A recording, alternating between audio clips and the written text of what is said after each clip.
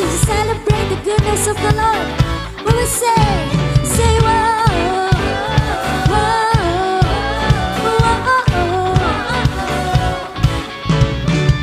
You turn it all around.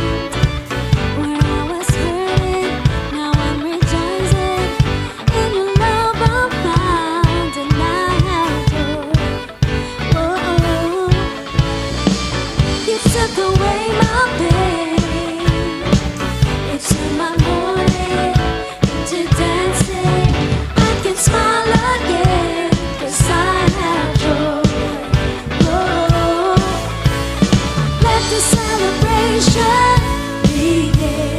Make a joyful noise unto Him. Come on, everybody, let's give Him praise, for He is good. You have given me a joy that won't stop, that will never leave. So I will praise You in gladness, for You are good.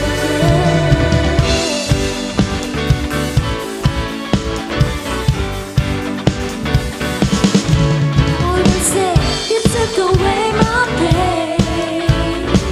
You turned my mourning into dancing. I can smile again, 'cause I have joy. Oh, come on and celebrate. Let the celebration begin. Make a joyful noise unto Him. Come on, everybody, let's give Him praise, for He is good. You have given me a joy that won't stop and will never leave. So I will praise You in gladness, for You are good. You have given me a joy that won't stop and will never leave. So I will praise You in gladness, for You are good. You turn my sadness into gladness. You turn my sorrow into joy. And now I'm singing and I'm dancing, and I will shout for joy. Come on, sing with me now. You turn my sadness into gladness. You turn my sorrow into joy. And now I'm singing and I'm dancing, and I will shout for joy. You turn my sadness into gladness. You turn my sorrow into joy. And now I'm singing and I'm dancing, and I will shout for joy. We will shout. You have given me a joy that won't stop and will never leave. So I will praise You in gladness, for You are good. Come on. You have given me a joy that won't stop and will never leave. So I will praise You in gladness, for You are good. For You are good. For You are good. Yes, You are good. Our God is good.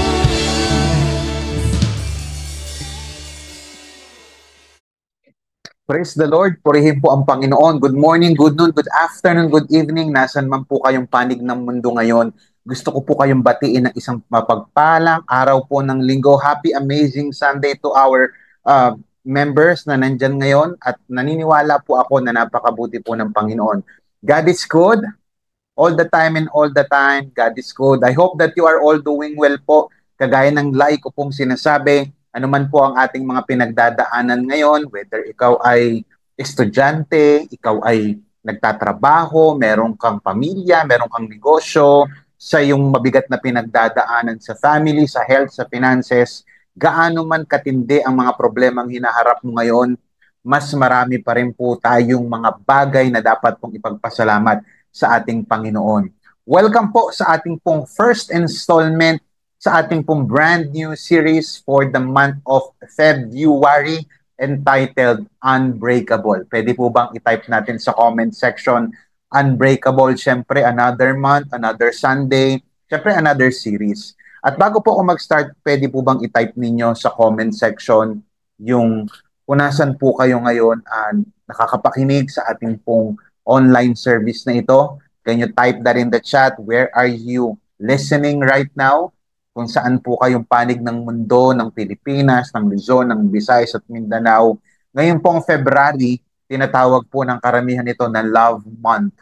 At napakaganda po ng mga naka-line up po sa ating mga messages because gusto po natin mas maunawaan po natin ang ano nga ba kahulugan ng tunay na pag-ibig, sino ang simbolo ng pag-ibig at paano natin maipapasa ang pag-ibig na to. Now, marami kasi tayong mga nakikita na mga kabataan, mga mag-asawa, mga girlfriend, boyfriend, may mga ilang buwan lang, nagbe-break na, yung iba naman saglit lang, pero iba matagal, ano? Ano nga po ba ang formula for long and lasting love? Natanong nyo na ba yan? How to have a long and lasting love? Yan yung sasagutin natin sa ating first topic for the month of February. Now, according to psychologytoday.com, sabi po nila, past statistics have shown that in the US, ito po ay study sa US daw po sa United States, 50% of first marriages, 67 second, and 73 of third marriages end in divorce.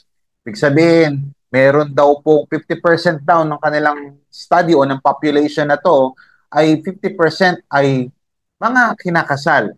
Tapos, maghihiwalay, tapos kinakasal ulit. Yung iba naman, 3 beses na, hindi pa sinama dyan yung pang-apat, ano? And in divorce, sabi niya dyan. Now, what are the reasons for this progressive increase in divorce rates? Ano daw yung reason, no? Ano daw yung kadahilanan?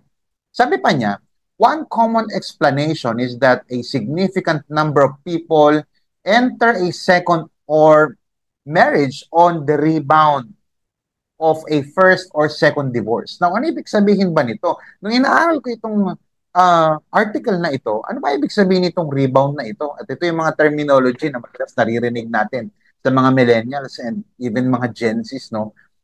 Pag sinabi pong marriage on the rebound, ito po ay nagre-refer doon sa mga tao na nagre-remarry o nagpapakasal muli after nilang ma-divorce without even fully getting yung kanila pong healing emotionally or hindi pa masyadong natututo dun sa kanilang past mistakes, sige agad sila sa pagpapakasal. This means, malaki ang chance na kaya sila pumapasok sa divorce tapos nagpapakasal ulit, they had a failing marriage, tapos nagpapakasal sila ulit, ang bilis, para daw maka-cope up sila doon sa pain, perhaps sa loneliness, or pwede rin pong insecurities caused by their previous divorce. Unfortunately, yung mga marriage na ito, yung nag-divorce ka, tapos papakasal ko ulit, ito po ay hindi po nabibuild sa solid foundation.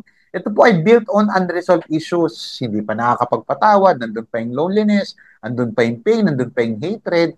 Kaya nagko-contribute ito doon sa higher divorce rates pa yung second marriage, magpapakasal ka, tapos hihiwalay ulit, ilang taon lang o ilang buwan, tapos papakasal ulit. Kasi sa ibang bansa, legal po ang divorce. Now, nakakalungkot po, no? Hindi ko naman nila lahat, pero kung sino pa yung subok na, kung sino yung sobrang tagal na, sila pa yung minsan nasisira. Hindi man lahat, no? Pero karamihan ng nagmamahalan, gusto naman pong tumagal at magtagumpay sa kanilang relationship. Maganda pag-uusapan natin ngayon. Ngunit, bakit sa karamihan, parang hindi ito nangyayari? Ang malaking katanungan ngayon, meron nga ba talaga, Pastor, forever? Talaga bang posible yung tinatawag nating lifetime relationship? Whether ito ay sa relationship ng dalawang nagmamahalang, mag-asawa, mag-girlfriend, boyfriend, or pwede rin sa nagmamahalang magkapatid, pwede bang tumagal ang relationship na mag-asawa? Or pwede bang tumatag lalo ang relationship ng mga magkakapatid na hindi sila nag-aaway-away, nag-aagawan sa lupa, nag-aagawan sa mana? And ultimately, pwede rin bang tumagal yung relationship natin with our Lord? Posible ba? Ito po yung pag-uusapan natin sa araw na ito, yung how to have a long-lasting love. Pero bago yon, Samahan niyo po muna ako sa Jeremiah chapter 31, verses 2 through 6. Jeremiah 31, verses 2 through 6. Basahin ko sa inyo yung text and then I'll explain the context. Sabi po ng verse 2, this is the way God put it. They found grace out in the desert, these people who survived the killing, Israel out looking for a place to rest, met God out looking for them. God told them, I've never quit loving you and never will. Expect love, love and more love. Verse 4, and so now I'll start over with you and build you up again. Dear Virgin Israel. You'll resume your singing, grabbing tambourines, and joining the dance. Verse 5, you'll go back to your old work of planting vineyards on the Samaritan hillsides and sit back and enjoy the fruit. Oh, how you will enjoy the harvest. Verse 6, the time's coming when watchmen will call out from the hilltops of Ephraim on your feet. Let's go to Zion, go to meet our God. Purihin po ang Panginoon sa pagkakabasa ng kanyang salita. Jeremiah chapter 31 is a passage, particularly ito pong verse 2 hanggang 6, is a passage kung saan si God po ay nagbibigay ng reassurance sa Israel patungkol sa kanyang enduring love, patungkol po sa kanyang pag-ibig na wagas, at sa kanyang pangako na i-restore niya ang Israel after nilang mag-suffer. So basically, ang context po nito, ito pong mga Israel ay nakabalik na po from exile at sumisimbolo po itong pagbabalik nila sa exile nung faithfulness and redemption sa kanila ng ating Panginoon. Ang historical context nito, si Jeremiah ang sumulat.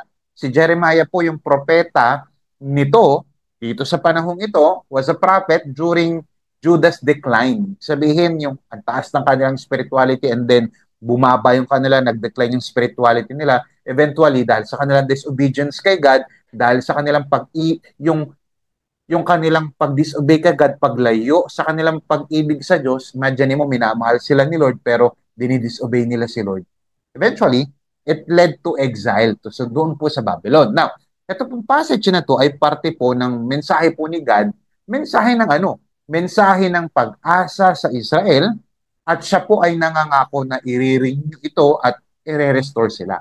So, si Lord po nangako na i-rebuild ang Israel, just as God restores His people, ang tunay pong pag-ibig is nagre-restore. At ito pong pag-ibig ng Diyos ay patungkol po sa healing and renewal ng kanilang relationship, ng kanyang relationship sa Israel. Now, what can we learn from this? This passage speaks of hope, restoration, at yung pong unwavering love na kung saan ini-encourage tayo mga believers na magtiwala po sa pangako ng ating Panginoon. Especially sa difficult times, sa mga panahon ng hirap magmahal, sa mga panahon na kung saan ang daming problema. So today, this afternoon, this evening, this morning, it depends kung anong oras po kayo nakakapanood o nakakapakinig na time slot po sa ating pong mga pinag-uusapan ngayon. Join me po sa ating pong topic entitled, A Long and Lasting Love. Today po, pag-uusapan natin from our text, yung mga keys o yung mga susi sa isang long and lasting love, yung matagal at mahaba at tumatagal na pag-ibig. Ano yung apat na katangian na tumatagal na pagmamahalan? Now, whether ikaw ay merong ka-relationship ngayon, ikaw ay merong relationship sa parents mo, meron kang sa relatives mo, ultimately sa spouse mo, and then higit sa lahat, syempre, sa ating Panginoon, paano ba magkaroon ng mahaba at tumatagal na pag-iibigan? Yan po ang ating pag-uusapan sa mga sandaling ito. Sabi po ng verse 4, umpisahan po natin, I will build you up again and you will be rebuilt, O Virgin Israel. Ano po yung unang katangian ng tumatagal na pagmamahalan? Number 1, ang tunay na, ang long and lasting love ay restorative. Can you type that in the chat? Restorative. The first key to a long and lasting love is restoration. Restoration. Ito pong verse na Jeremiah chapter 31 verse 4 is a message of restoration from God para sa kanyang minamahal na Israel. At ito pong Israel, they had fallen into sin, sila po ay nagkasala, sila po ay lumayo sa Diyos, sila po ay nagrebelde sa Diyos, sila po ay hindi sumunod, hindi sila sumunod, sumuway po sila sa Panginoon at sila po ay sumamba sa ibang Diyos-Diyosan, naka-experience sila ng destruction and they felt distance from God. Same as with us, no? Tayo po kapag tayo ay nakakagawa ng kasalanan at technically lahat naman po tayo makasalanan, tayo ay feeling natin malayo tayo sa Diyos. Yet, napakaganda nito. Yung pangako ng Panginoon was to restore them. Give them a fresh start. Ano pwede nating matutunan dyan, Pastor? Ang tunay na pag-ibig ay gusto kang umayos.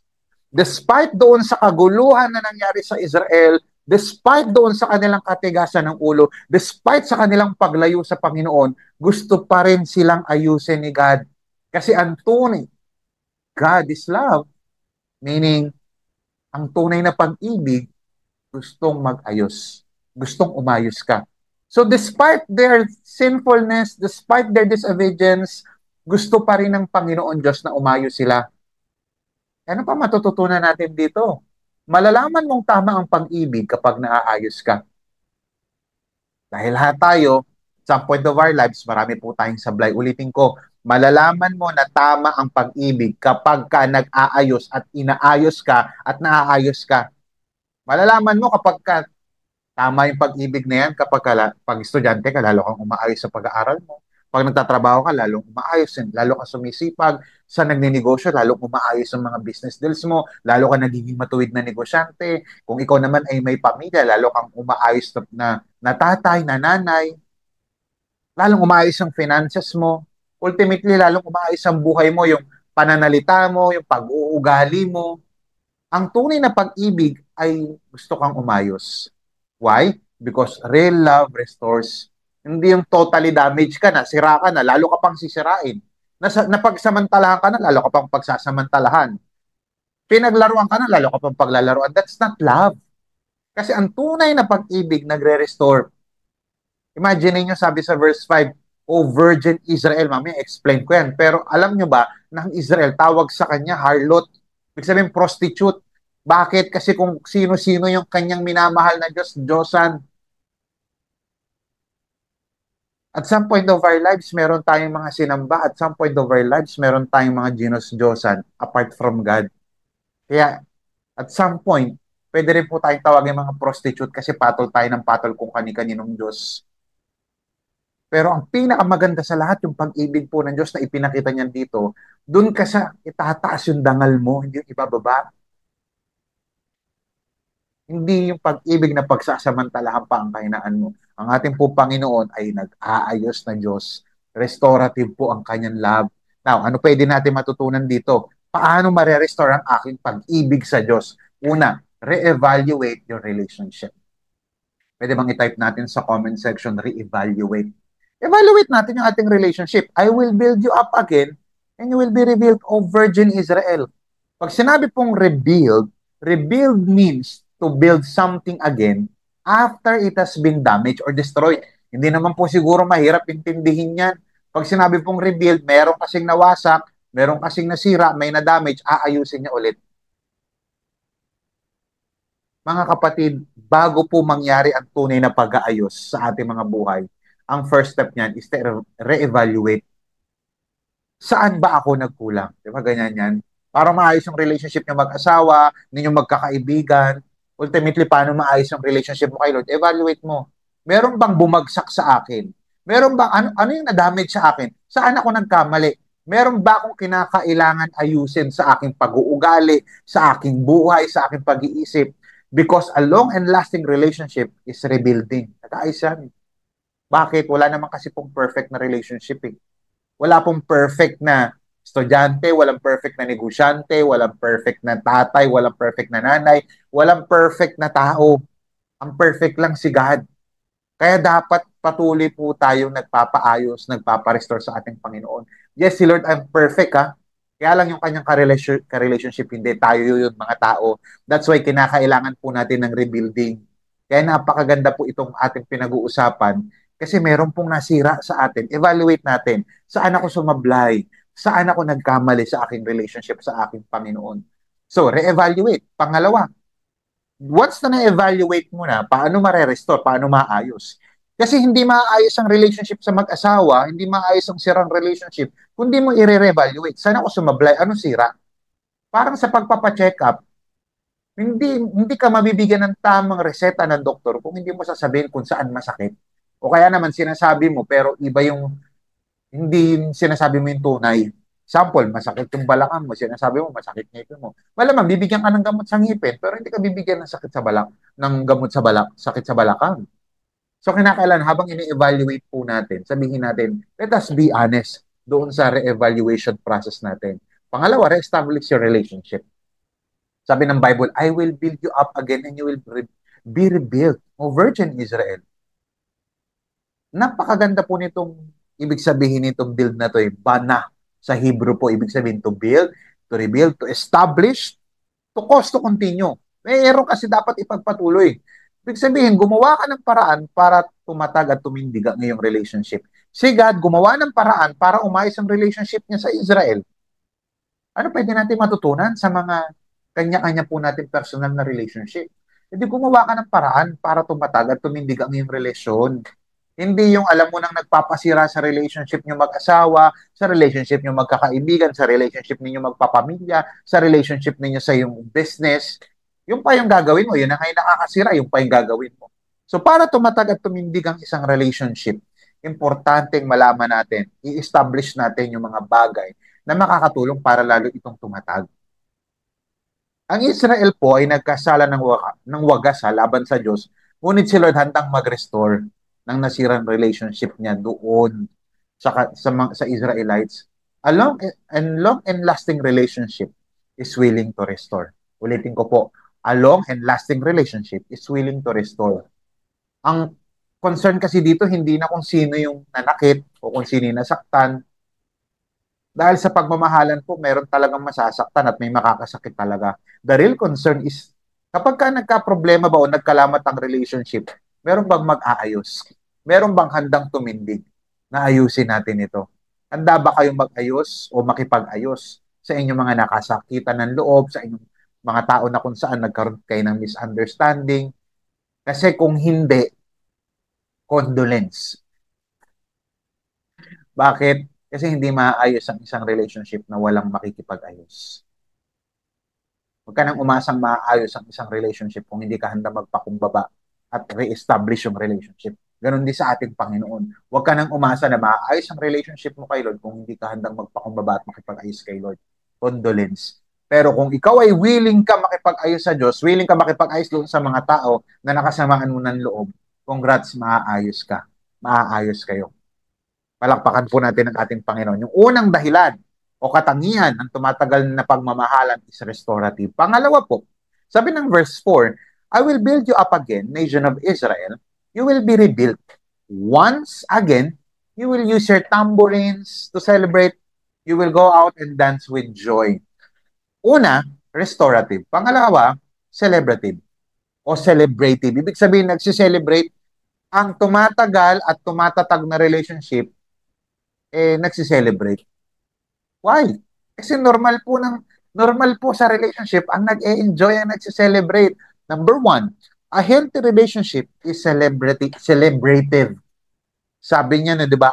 Once again, you will use your tambourines to celebrate. Ang long and lasting relationship ay meron pong component ng celebration. Pwede bang i-type niyo sa comment section, celebration? Alam niyo po, para kay Lord, hindi maganda yung isang relationship na puro lang kalungkutan. May panahon ng kalungkutan, may panahon na didisiplina sila ni Lord, may mga panahon na feeling nila distant sila kay Lord, pero may mga panahon din ng kasiyahan. If you want to have a long and lasting relationship, hindi pwedeng KJ ka yung killjoy. Tama na dapat seryoso po ang ating relationship, pero remember, ang tunay na serious relationship, may happiness na component. Now, kung ikaw ay merong relationship sa ating Panginoon, kaya meron po tayong tinatawag na mga Sunday celebration. So, every Sunday, meron po tayong celebration. Nagse-celebrate tayo kasi niligtas tayo ng ating Panginoon. Kaya yung Sunday service na yan, yan yung kaparaanan para mag-celebrate tayo ng kabutihan ng Diyos sa ating buhay. ang sa Sunday service po natin o yung pagsamba natin tuwing linggo, hindi po yan dapat parang funeral service na may namamatay. Yes, in a sense, namamatay ka sa sarili mo, but in one sense, let us celebrate. Kasi may nabubuhay. Nabubuhayan tayo ng pag-asa, nabubuhayan tayo ng pananampalataya, nabubuhay yung ating kasiyahan sa pagsisilbi natin sa ating Panginoon. If you want your love to last, lagyan mo ng kasiyahan ng buhay mo. Lagyan mo ng kasiyahan yung relationship mo kay Lord, hindi yung pag-usapang prayer meeting, ayaw, nalulungkot ka, pag-usapang life group and Lord's Day, pag-usapang devotion, pag-usapang training, nalulungkot ka. Eh, iyon yung nagpapaboost ng ating faith, yun yung nagpapaboost ng ating relationship kay Lord. Lagyan mo ng kasiyahan ng buhay mo. Lagyan mo ng kasiyahan yung relationship mo rin sa ibang tao. Yung relationship mo sa nanay mo, yung relationship mo sa tatay mo, relationship mo sa asawa mo, relationship mo sa kaibigan mo. Tandaan, meron tayong banal na kasiyahan. Hindi ko sinabi yung relationship na, o sige, maglasing tayo, o sige, mag-drugs tayo. Hindi yon. Yung banal na kasiyahan, yung sineselebrate mo ang inyong pag-iibigan. Meron po tayong tinatawag na makamundong kasiyahan. Meron din naman po tayong tinatawag na makadiyos na kasiyahan. All good relationships have element of fun, joy, and celebration. Kaya celebrate po natin yan. In all types of relationship, dapat meron po kasiyahan. Isa po sa mga element yan na minsan nakakalimutan na natin sa ating pamilya, nakakalimutan ng mag-asawa, nakakalimutan ng mga magkakaibigan, yung work relationship, and even sa church relationship, ibalik dapat natin yung relationship na kung saan dapat may sigla tayo. Isang sign na bibitaw na kasi ang isang tao sa isang relationship kapag di ka na masaya, ay importante po meron po tayong kasiyahan. Kaya sabi nga sa verse 4, di ba? Once again, you will use tambourines to celebrate. Importante ang celebration sa isang relationship. Pangalawa, una po, yung tinatawag nating healthy relationship is celebrative. Pangalawa, o celebrative. Pangalawa po, a healthy relationship is selective. Pakitype sa comment section, selective. You will dance, sabi po ng Bible, you will dance with all other people who are having fun. Based on Jeremiah chapter 31 verse 4, ito pong passage na to ay patungkol sa restoration ng Israel at yung joy nila. Sabi nga, you will pick up your tambourines, di ba? Again, sumisimbolo po yan ng celebration and renewal. At hindi lang yun, sumisimbolo rin po yan ng pagpili sa tamang mga tao. Pakitype sa comment section, tamang tao. Bakit? Kasi hindi lahat ay makikipag-celebrate sa'yo sa relationship mo kay Lord. Hindi lahat makikipag-celebrate sa'yo sa pag-aayos mo ng buhay. Kasi may ibang tao na mas gusto nila na mag-celebrate kayo sa kasamaan, mag-celebrate kayo sa kalokohan, kaysa mag-celebrate kayo sa pag-aayos ng buhay. Etong Israelites, nag-aayos na sila ng buhay, nag-aayos na sila ng kanilang relationship kay Lord. Kaya yung mga kasama nila mag-celebrate, yung merong parehas nila ng perspective. Just as Israel would once again rejoice in the right people, listen to this, healthy relationships require selective companionship. Ano ibig sabihin niyang pastor? Ngayon pong February, piliin ninyo na palibutan kayo ng mga tao na mga healthy. Ibig sabihin, tama ang pananaw sa buhay, tama yung kanilang mga perspective, maayos, hindi yung dadaling ka sa kasamaan, hindi yung dadaling ka sa kalokohan, hindi yung dadaling ka sa mga pangit na kaparaanan ng buhay. Surround yourself with people who will bring out the best in you. Sa isang Christian, I want you to surround yourself with godly people who will bring out the best version of you. Ibig sabihin, yung pagiging Christ-like dapat mailabas sa'yo. Kung ikaw ay estudyante, ikaw ay nagtatrabaho, ikaw ay negosyante, ikaw ay may pamilya, ikaw ay merong pangarap sa buhay, importante na pinapalibutan mo ang sarili mo ng tamang mga tao at tamang mga community na ilalabas ang pagiging makadiyos mo. Bakit ko sinasabi ito? Kasi not every connection leads to growth, Not every connection leads you to God. Not every connection leads you to the right path. A long and lasting relationship is intentional kung sino yung mga papapasukin mo sa iyong buhay. Kaya hindi lahat ng tao magsi-celebrate kasama mo. Mag-ayos ng buhay, lumapit sa Diyos, yung iba maiinis pa sila. Kaya piliin mo yung mga taong kasama mong mag-celebrate sa kabutihan ni Lord sa iyong buhay. Palakpakan po natin ang ating Panginoon. I am one who gives but never to Him. Alam ko yung pakiramdam ng naghihirap at walang-wala. At kahit nun pa, ako yung sidasal nangingilagi kay Lord. From the time na naghirap ako up to the time na nagkaroon ako, I learned the value of being generous. But I never came back to the Lord. Kaya manlibre sa kasama sa opisina, pero ako yung laging nakakalimot na magbigay para kay Lord. Then, I read Malachi 3 verse 10. Bring the whole tithe into the storehouse, that there may be flood in my house. Test me in this, says the Lord Almighty, and see if I will not throw open the floodgates of heaven and pour out so much blessing that there will not be room enough to store it. I never tested the Lord. Takot ako eh. Pero na-realize ko kung paano ako mabuhay. Tinetest ko pala siya unconsciously. Then, I accepted Jesus Christ as my Lord and Savior. I started giving what is for God. And He gave back blessing na money and wealth could never buy. Great friends who corrected me, guide me, and walk through me with this journey. Ang hirap kaya makisama, magpakulkul sa iba just to please them. But God gave me the great company and community where I don't even need to impress them. They walk with me in my journey towards God, helping me become more like a son to Him. To God be all the glory. Thank you.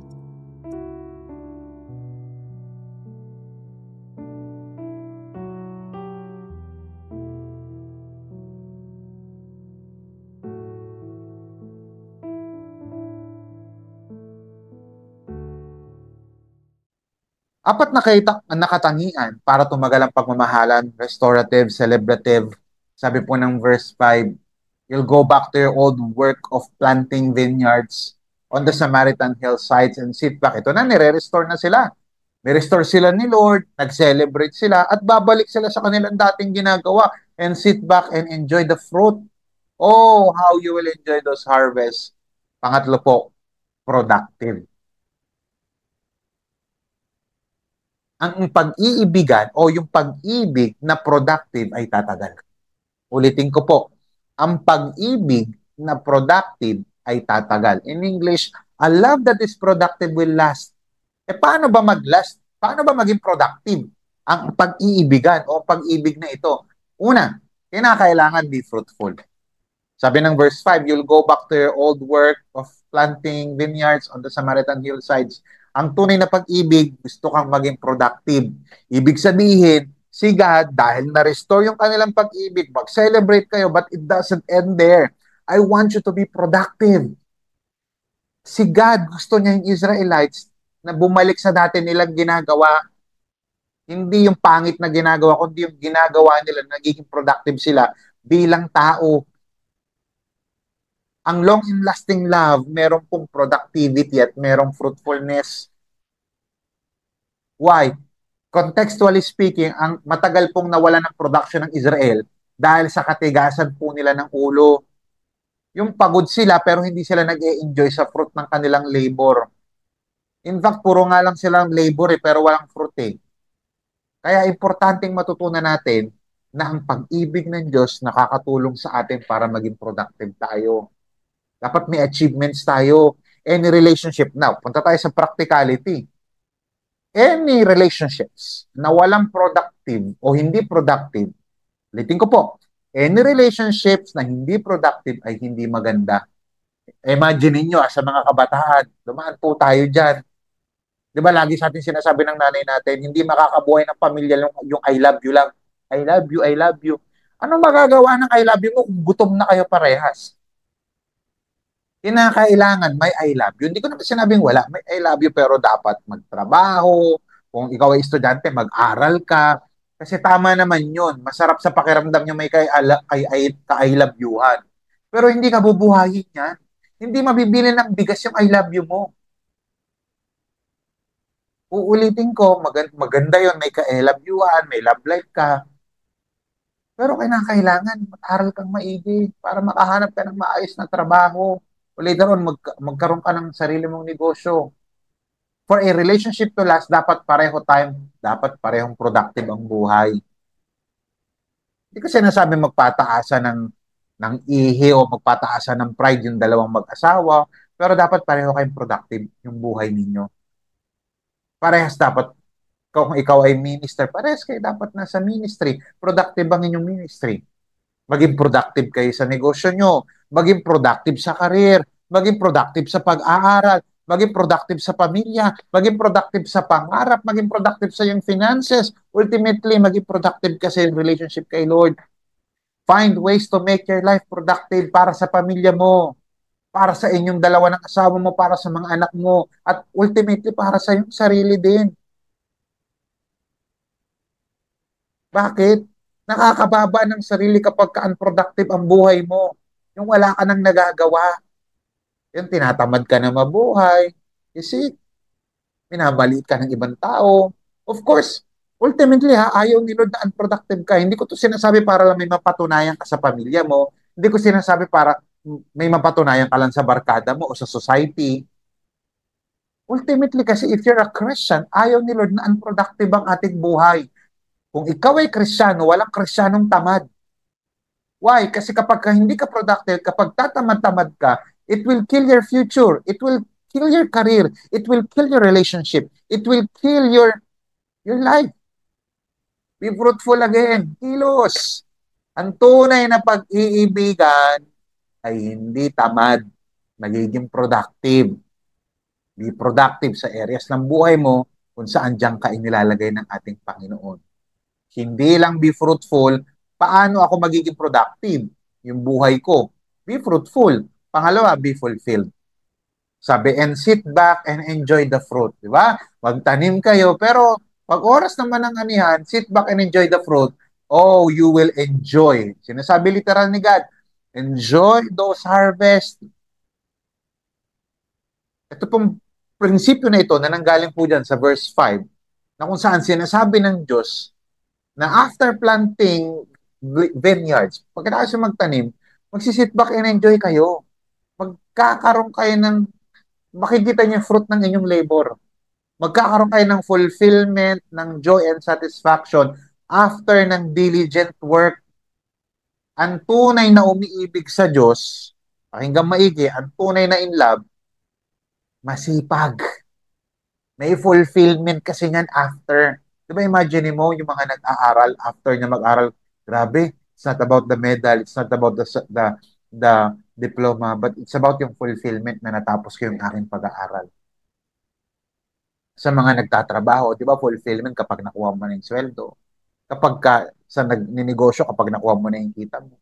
Sa pamilya, pag nakita mo, nag-grow yung mga anak mo, nag-grow kayong mag-asawa. Sa kalusugan, di ba, fulfillment, pag nakita mo, pumapayat ka, nakakapag-build ka ng lifestyle of exercise and right diet. You see, may fulfillment and ultimately may fulfillment ang buhay kapag ikaw ay sumusunod sa Diyos. In relationships, fulfillment comes when we nurture love, invest doon sa mga taong mahal natin sa buhay, makikita natin yung fruit ng ating mga efforts sa kanila mga buhay. Whether sa marriage ito, sa friendship, or our personal walk with God. Pakinggan niyo pong maigi ito. Love that lasts is not just about working hard. Ito patungkol sa pagtatrabaho lang. It's also about enjoying and appreciating the blessings that comes from it. Huwag ka lang puro trabaho ng trabaho, i-enjoy mo rin yung bunga ng yung pagtatrabaho. Huwag ka lang aral ng aral, may enjoy mo rin later on yung bunga ng yung pag-aaral. Huwag ka lang basta workout ng workout, may enjoy mo rin yung bunga ng yung pag-workout. Huwag lang puro serve ng serve. Hindi ko sinasabing huwag na mag-serve kay Lord. Ang point, i-enjoy mo rin yung blessing na binibigay sa iyo ni Lord kapag ka binibless ka niya dahil nagsiserve ka sa Kanya. Dahil mabait si Lord and because of their obedience, dito sa storyang ito, feeling fulfilled sila. Ano pwede natin matutunan dito? Ang tunay na fulfillment ay mararanasan lang sa relationship natin sa Diyos. Wala na pong ibang fulfillment na pwedeng magpaligaya sa iyo ng matagal, kundi yung fulfillment knowing that you have a personal relationship with God through Jesus Christ. Pang-apat po, sabi po ng verse 6, the time's coming when watchmen will call out from hilltops of Ephraim, on your feet, let's go to Zion, go meet our God. Now, bigyan ko kayong context, no? Yung Ephraim dyan, ito po yung another name ng Northern Kingdom. Ibig sabihin, nasa bandang taas po yan. Diba, lagi niyo po ako naririnig na nag-explain ng Israel po, at some point of their history, they were divided into two nations. United sila, kaya lang na-divide sila, Northern tsaka Southern. Ito pong Ephraim na binabanggit dyan, part po yan nung nasa taas, yung Northern Kingdom. Yung Zion naman po, yan po yung tahanan ng templo nila doon sa Jerusalem naman. So sabi nila dyan, hilltop of Ephraim sa north, on your feet, let's go. Pumunta tayo sa south. Go to meet our God. Now, pakinggan nyo ito maigi. Pang-apat po, ano yung mga formula ng long and lasting love? Importante po yung tinatawag po nating number 1 o number 4, be active. 4 na katangian ng tumatagal na pagmamahalan. Nagre-restore, nagsi-celebrate, productive. Pang-4 po, active. Pakitype sa comment section, active. Ano ibig sabihin nito? The time's coming when watchmen will call out from hilltops of Ephraim. Sabi niya dyan, Ephraim, ulitin ko yung Ephraim, ito po yung sa north, ito po namang Zion, yan po yung sa south. Instead of crying out a warning about oncoming enemies, yung mga watchmen po kasi tagabantayan kung may mga darating na mga kalaban. Sisigaw sila, o kaya magtuturotot sila, may kalaban na paparating. Kaya lang, instead na sumigaw sila, dahil may paparating, yung watchmen, ini-encourage nila yung mga tao. Once again, bumalik tayo doon sa original na worship place natin para ma-meet natin si God doon sa templo. Kuha nyo, yung mga watchmen, nagbabantayan, may tore, tapos tinitignan nila kung may paparating na kaaway. But this time, hindi sila nag-encourage o nagsasalita o nagbubuga ng trompeta para sabihin may kaaway. Hindi. Ini-encourage nila ngayon yung tao.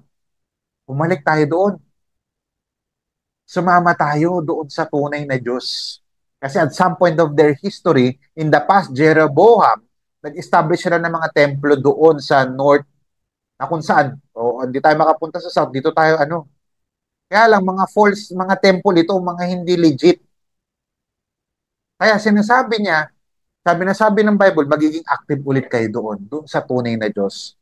Ang tunay na pagmamahal ay active.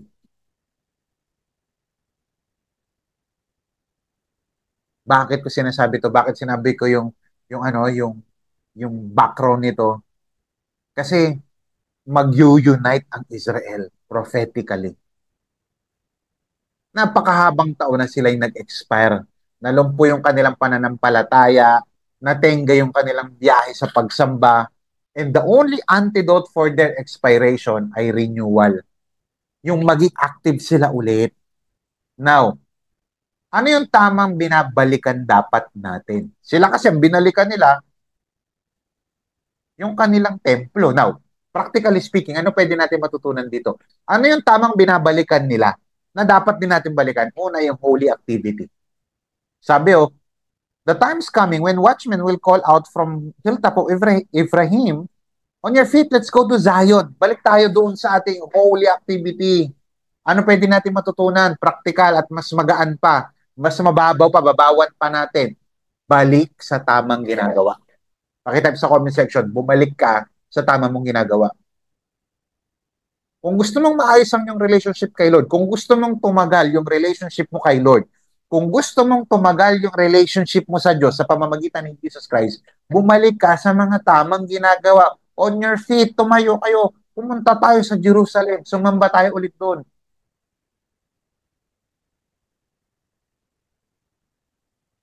Kaya let us return to our holy activity. Kasi may mga activity tayong ginagawa na hindi na nakakatuwa kay Lord. May mga activity tayo na hindi nakakatulong sa paglago natin sa Diyos. Yung mga bisyo natin, yung paglalasing, yung pagninigarilyo, yung pagmumura, yung hindi pagpapatawad, hindi holy activity yan eh.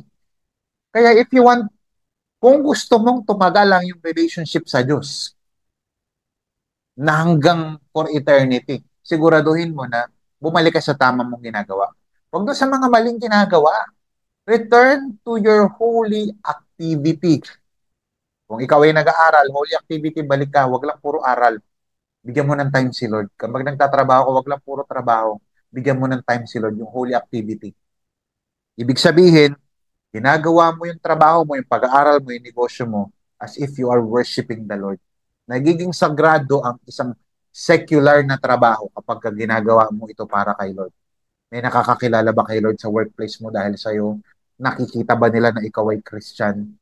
You see, return to your holy activity. Yung ating pong PLDT, holy activity natin yan. Ano pa? Holy intimacy. Go to meet our God. On your feet, let's go to Zion and go to meet our God. Ano ibig sabihin nito? This is a closer connection with God. Kung gusto mo ng long and lasting relationship, balik ka sa tamang activity at balik ka sa tamang intimacy. Saan ka naging intimate lately? Yung iba sa atin, sobrang intimate. Oh.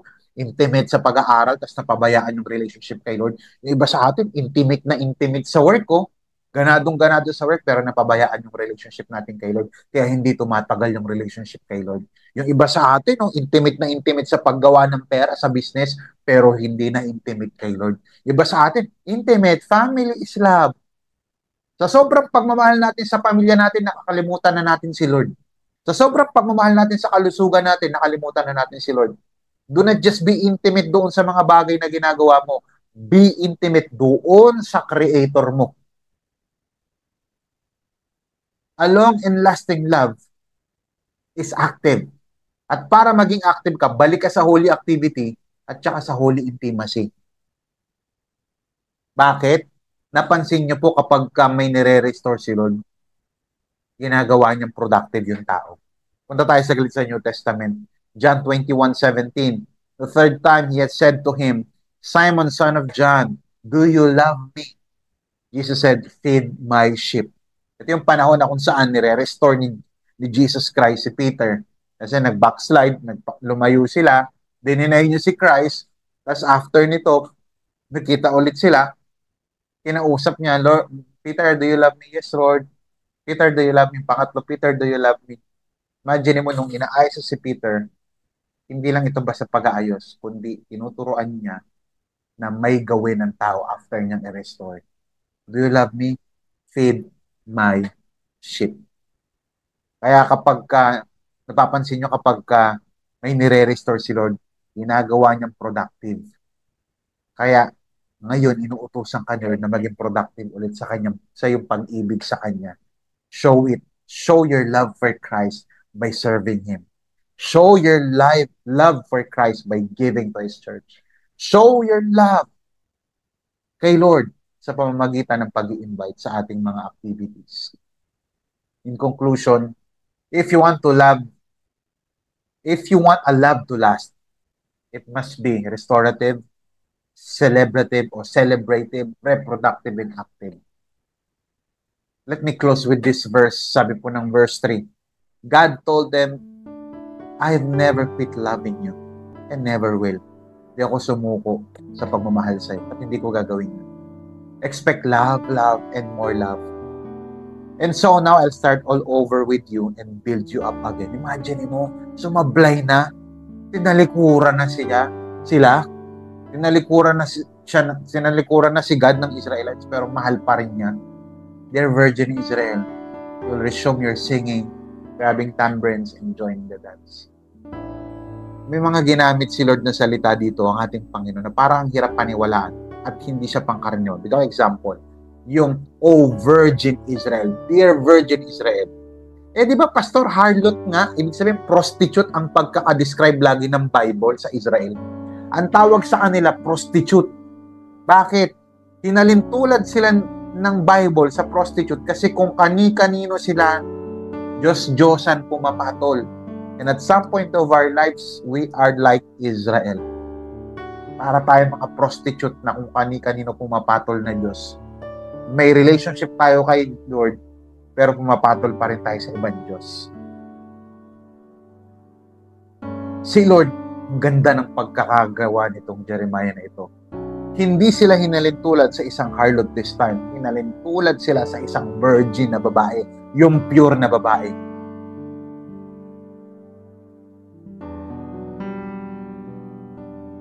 Bakit may ganitong description si Lord? Simple lamang po ang mensahe na gusto kong iparating sa inyo at pinaparating ni Lord. The love of God can make you brand new. Kahit gaano katindi yung pinagdaanan, kahit gaano katindi ang mga failures mo, lumayo ka man sa Diyos, nagpakalayo-layo ka sa Diyos, nakagawa ka ng mga sablay na bagay, the love of God can make you brand new. And I pray na yung message na ito ngayon ay magbigay sa'yo ng brand new perspective and brand new relationship with our God. Who wants to experience the love of God today? Let us pray. Heavenly Father, we thank you for this morning, this afternoon, this evening, depende anong oras po nakakapakinig ang kapatid po ito. Panginoon, samahan niyo po ang kaibigan at kapatid ko pong ito na nakakapakinig ngayon. Let her or let him experience salvation right now. Kung ikaw ay gusto mong ma-restore ang iyong relationship kay Lord, gusto mong magkaroon ng personal relationship with Christ, sabihin mo lang, Lord, I admit that I'm a sinner. I admit that I cannot save myself. I believe in your finished work. I believe in your work on the cross. I believe that you died for me. I believe that after 3 days, you rose again from the dead. And right now, I believe that you will come back for me. I confess that I'm a sinner. I confess that I'm gonna follow you. And a sign of my salvation, bilang sign po ng aking salvation, Lord, susunod ako sa inyo. Lord, restore that person. Heal that person. Protect that person. Maraming salamat po, Panginoon Diyos. Lord, I pray na i-restore niyo po ang taong yan.